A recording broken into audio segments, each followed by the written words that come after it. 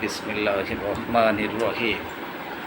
আমি সৈয়দ মোহাম্মদ নাজমুল হোসেন মামুন, হচ্ছে income tax lawyer, member of Dhaka tax bar association and হচ্ছে member of Feni tax bar association.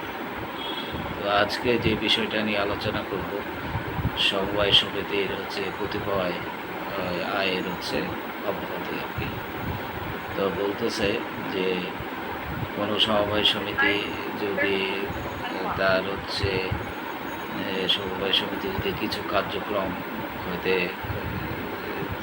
অর্জিত আয়, সে অর্জিত আয়ের হচ্ছে পদকর হতে অব্যাহতি প্রাপ্ত হইবে। তো যে কোনো সমবায় সমিতি যেসব কাজগুলো করবে সে কাজগুলো হচ্ছে ফসল উৎপাদন হতে অর্জিত আয়ের উপর যে পদকর হবে সেখান থেকে হচ্ছে কর করতে পারবে। কুটির শিল্প পরিচালনা, সেখানেও হচ্ছে তার যে পদকর হবে এখানকার যে অর্জিত আয় সেই পদকর হতে কর করতে পারবে।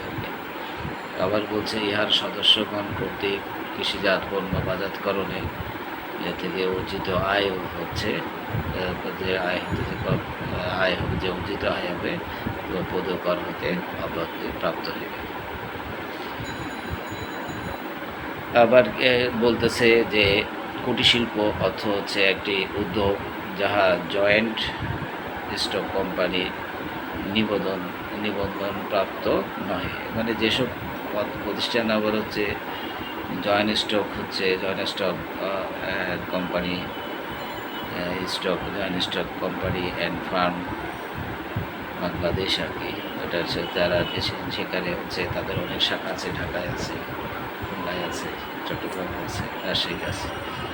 তো এখানকার যারা হচ্ছে জয়েন্ট স্টকে যারা নিবন্ধন নেয়নি, তো হচ্ছে ব্যবসা প্রতিষ্ঠানের মালিক একজন হচ্ছে বিনিয়োগকারী এবং পূর্ণ সময়কালীন কর্মী এবং প্রকৃত উদ্যোক্তা। তো হচ্ছে এইখানে এরা হচ্ছে কুটির শিল্পের মধ্যে পড়ে। মানে এইখানে বলা হচ্ছে যে 79 ধারা আর কি, 79 ধারায় বলা হচ্ছে যে সমবায় সমিতির কতিপয় আয়ের অব্যাহতি। তাহলে যারা এই ধরনের কাজে কুটির শিল্পের মধ্যে যারা পড়বে তাদের ব্যবসা প্রতিষ্ঠান হচ্ছে মালিক একজন বিনিয়োগকারী, পূর্ণ সময়কালীন কর্মী এবং প্রকৃত উদ্যোক্তা। আবার বলতেছে ব্যবসায় প্রতিষ্ঠানের প্ল্যান্ট, যন্ত্রপাতি ও উপকরণে বিনিয়োগকৃত মূলধন আয় বর্ষের যে কোনো সময় 25 লক্ষ টাকার অতিক্রম না করে তারাও হচ্ছে কর করতে পাবে।